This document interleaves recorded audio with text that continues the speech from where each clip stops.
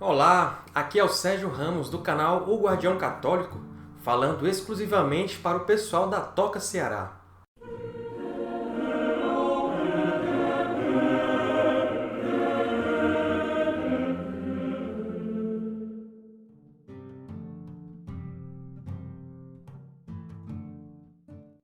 Desde já eu quero agradecer ao convite.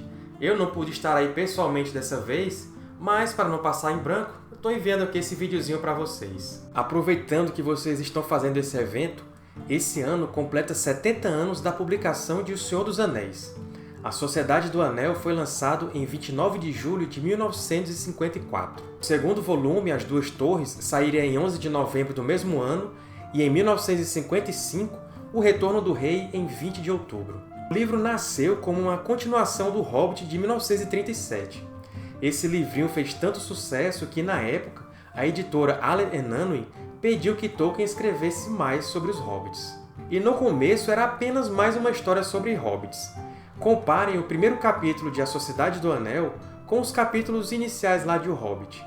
Só que à medida que a história foi evoluindo e surgindo na mente do autor, ela foi ficando cada vez maior e mais sombria. O Senhor dos Anéis é um dos maiores best-sellers da história, tendo vendido mais de 150 milhões de cópias.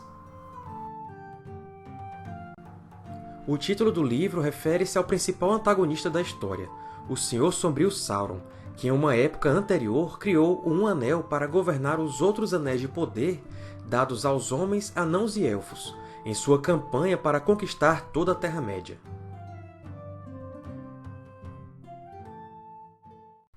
De várias formas, O Senhor dos Anéis é um livro exótico, ou pelo menos pioneiro em algumas coisas. Para começar, ele possuía mapas, mas não meros mapas com informações gerais. São verdadeiros elementos geográficos, com relevo, cadeias montanhosas, países, passagens secretas, florestas e muito mais.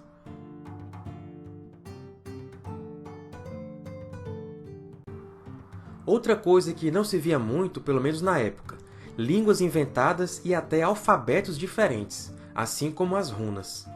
Claro que não eram palavras ou símbolos jogados de forma aleatória, mas tudo feito com princípios científicos, já que o autor era filólogo e com uma lógica por trás.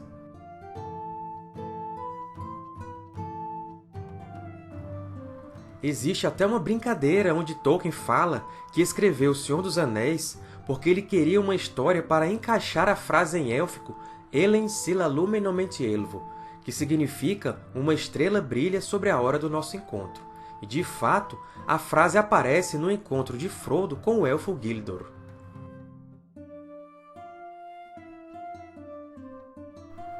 Apesar do sucesso de O Hobbit, Tolkien originalmente não pretendia escrever uma sequência. Ele não achava que tivesse muito mais a dizer sobre os Hobbits, embora uma história explorando Gandalf e o Necromante, solicitada por um leitor, seria muito sombria e teve um certo interesse dele.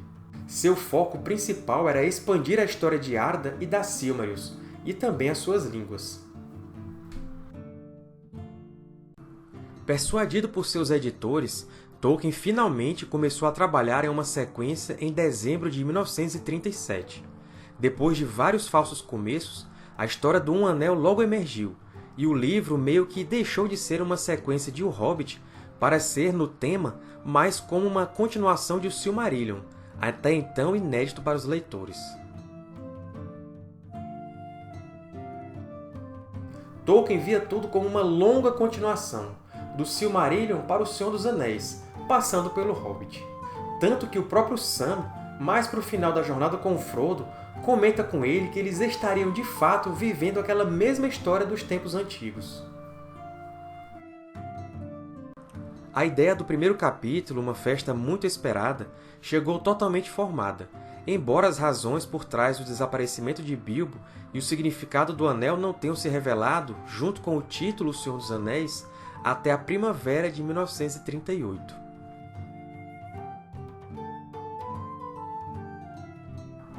Originalmente, ele iria escrever outra história em que Bilbo havia esgotado todo o seu tesouro e procurava outra aventura para ganhar mais. No entanto, ele se lembrou do Anel e dos poderes que ele possuía, e decidiu então escrever sobre isso.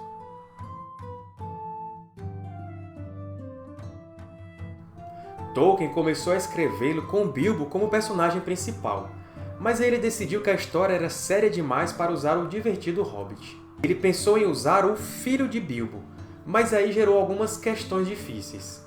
Onde estava sua esposa? Como Bilbo pôde deixar o seu filho correr esse tipo de perigo? Então ele procurou um personagem alternativo para carregar o Anel. Na lenda grega, era o sobrinho de um herói que ganhava o Item do Poder, e assim o Frodo passou a existir. O processo de escrita era lento devido ao perfeccionismo de Tolkien, e era frequentemente interrompido por suas obrigações acadêmicas, e durante a Guerra pela Defesa Civil. Depois de muitos falsos começos e revisões, ele decidiu fazer uma cópia fiel do que já havia escrito cada vez que prosseguia com um longo e novo trecho da narrativa. No entanto, os 5 capítulos finais do livro 3 foram escritos como um todo durante o seu tempo livre no verão e outono de 1942.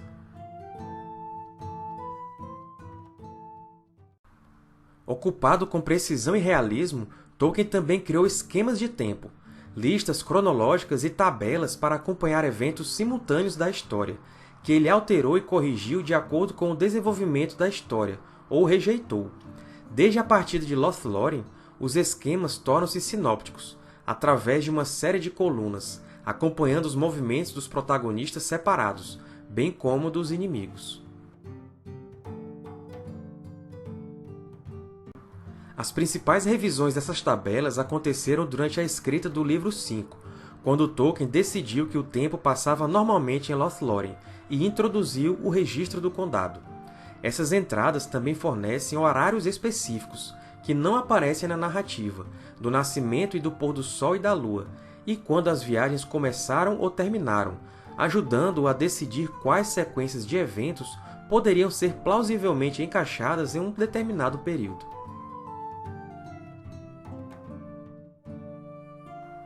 Ele parece ter abandonado o livro durante a maior parte de 1943, embora com a ajuda de seu filho Christopher, eles tenham trabalhado em outros projetos, como o mapa Uma Parte do Condado, desenhado por Christopher com base nos 4 mapas existentes de seu pai do condado, pelo menos antes de partir para a África do Sul para servir na Força Aérea Real naquele mês de julho.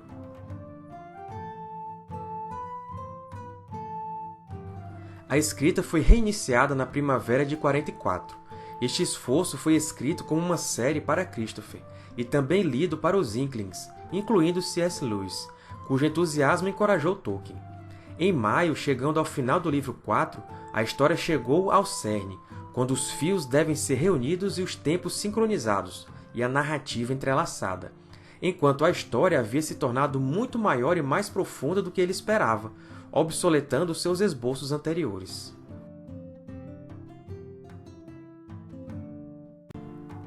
Após os exames de verão, ele se forçou a escrever depois do expediente para levar a história a um momento de angústia adequado, a captura de Frodo no final de maio. No entanto, ele não conseguiu encontrar inspiração durante o verão.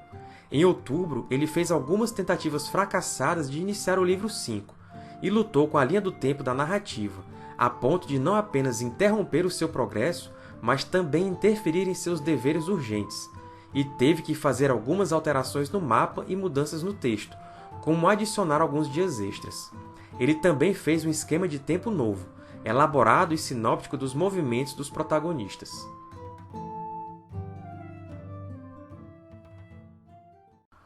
Em 1945 parece ter sido um período de hiato. Naquela época, a história tinha vários rascunhos e cópias. O limpo, apresentável e legível era datilografado em casa por ele mesmo ou escrito à mão com a ajuda dos filhos. Ele nunca se separou dele, ou de qualquer um de seus capítulos, esperando encontrar tempo para retomar o trabalho em qualquer uma de suas partes. Após esse segundo longo intervalo, ele sentiu que precisava estudar seu próprio trabalho para poder retomá-lo e deu outro impulso em setembro de 46 com o livro 5, que concluiu no final de outubro. Ele também fez mais revisões à Sociedade e foi nessa época que decidiu mudar o episódio em que Bilbo ganha o Anel de Gollum, lá no Hobbit, algo que foi alterado nas edições posteriores.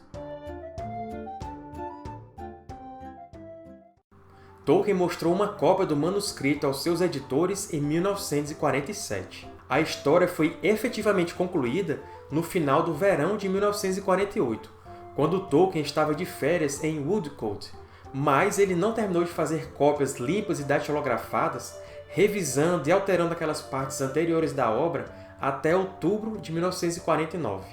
Durante esse tempo, ele elaborou a história de fundo no prólogo e nos apêndices, e fez algumas alterações tardias, como decidir o nome de Arwen, que anteriormente estava como Finduilas. Quase todo o trabalho foi digitado por ele mesmo em casa, pois ele não tinha o dinheiro para pagar as 100 libras para contratar um datilógrafo local. Ele pretendia que o Silmarillion, em grande parte não revisado nesse momento, fosse publicado junto com O Senhor dos Anéis, mas os seus editores, Allen e Unwin, não estavam dispostos a fazer isso. Essa disputa levou o livro a ser oferecido à editora Collins em 1950. Seu contato na Collins, Milton Waldman, expressou a crença de que o próprio Senhor dos Anéis precisava urgentemente de corte, embora Tolkien parecesse ter expandido ainda mais o apêndice A. Cansado de atrasos, na primavera de 1952, Tolkien exigiu que a Collins publicasse o livro, mas eles recusaram e se retiraram das negociações. Unwin, ciente dos problemas de Tolkien com a Collins, informou-lhe que a sua casa nunca fechava as portas. Desanimado, preocupado com os custos e esperando uma aposentadoria na pobreza, Tolkien escreveu ao filho de Stanley, o Rayner, dizendo "melhor algo do que nada", e que consideraria com prazer a publicação de qualquer parte do material. Após uma resposta calorosa de Rayner expressando seu interesse, Tolkien retirou-se mais uma vez em Woodcote para ler, corrigir e atualizar ainda mais o texto, resultando em alguns ajustes na cronologia da história.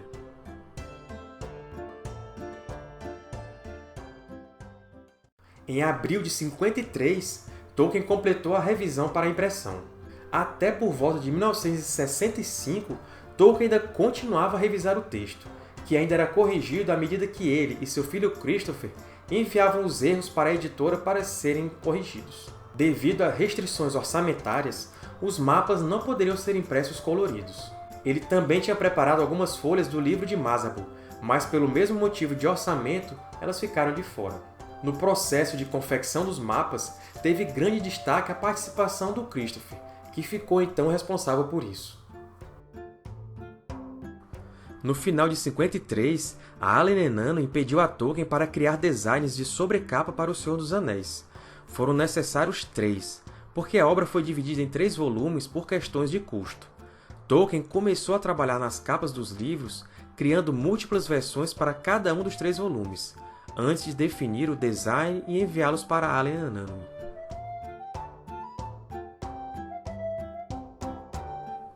Embora a Allen & Unwin tenha optado por usar um design uniforme, com o dispositivo do anel e o olho em cada volume, nos últimos anos, desde 97, edições foram publicadas com sobrecapas adaptando de perto os desenhos originais de Tolkien.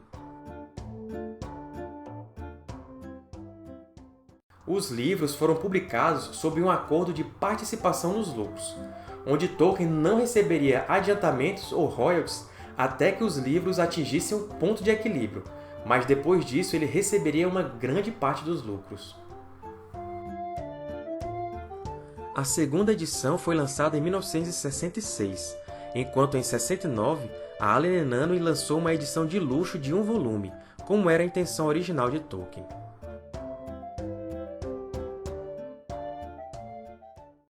Um índice para todo o conjunto dos 3 volumes no final do terceiro volume foi prometido. No entanto, revelou-se impraticável compilar tudo isto num prazo razoável. Mais tarde, em 1966, 4 índices que não tinham sido feitos por Tolkien foram adicionados ao Retorno do Rei. Como a encadernação de 3 volumes foi amplamente distribuída, a obra é geralmente chamada de Trilogia do Senhor dos Anéis. O próprio Tolkien fez uso do termo trilogia para a obra, embora em outras ocasiões ele tenha considerado isso incorreto, já que ela foi escrita e considerada como um único romance. Sobre as influências que Tolkien utilizou, ou melhor, a base sobre a qual a sua narrativa está fundamentada, eu costumo apontar um tripé formado pelas línguas antigas e seu amor pela filologia, as antigas mitologias europeias e escandinavas e os contos de fadas, em geral, e a religião católica apostólica romana.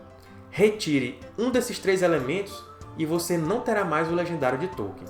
Apenas para ficar no âmbito da moral e tradição católica, que é a minha especialidade em matéria de Tolkien, ele chegou a afirmar o seguinte: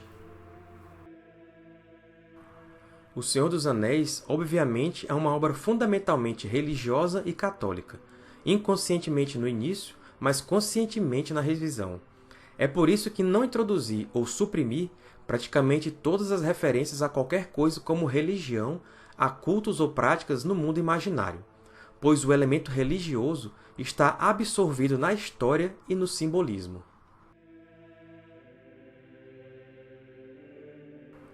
Na verdade, sou um cristão, e de fato um católico romano, de modo que não espero que a história seja algo além de uma longa derrota, embora contenha, e em uma lenda possa conter de forma mais clara e comovente, algumas amostras ou vislumbres da vitória final.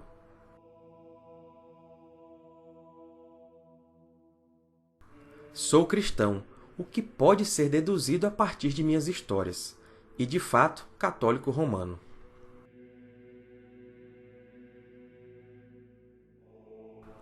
Eu sou um cristão, e é claro que o que eu escrevo é a partir desse ponto de vista essencial.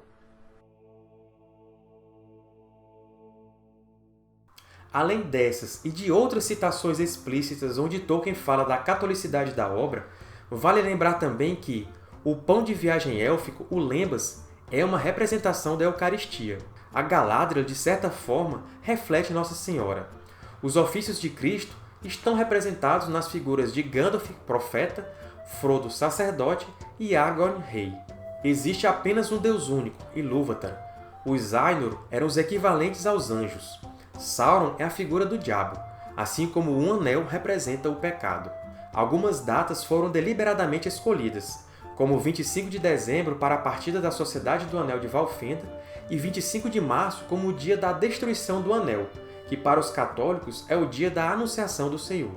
Após o lançamento dos volumes, algumas opiniões foram até entusiasmadas, a maioria positivas, mas também foram mistas e negativas. Em algumas delas, Tolkien sentiu que aqueles críticos levaram seu trabalho de forma muito descuidada. Os livros foram um sucesso comercial, e mais exemplares foram encomendados. O Retorno do Rei foi impresso em mais exemplares do que os 2 primeiros volumes. Na década de 90, o livro ficou em primeiro lugar em diversas pesquisas de opinião, como a escolha dos leitores para o melhor livro ou seu livro favorito. Quanto a adaptações, Tolkien disse que era seu desejo que suas obras nunca fossem adaptadas pela Disney. Elas acabaram ganhando versões em desenho animado, mas não da Disney, rádio, teatro, a trilogia premiada de cinema do Peter Jackson e, mais recentemente, Os Anéis de Poder pela Amazon. Tinha muito mais coisa que poderia ser falada para essa comemoração de 70 anos. Porém, o nosso tempo é curto e eu acho que eu acabei até extrapolando. Mas uma coisa que eu sempre digo é que Tolkien deve ser sempre lido e relido, pois a cada nova releitura você descobre novas nuances. Isso é especialmente verdadeiro com O Senhor dos Anéis, pois foi a obra narrativa mais trabalhada por Tolkien, embora o Silmarillion tenha sido a sua grande paixão.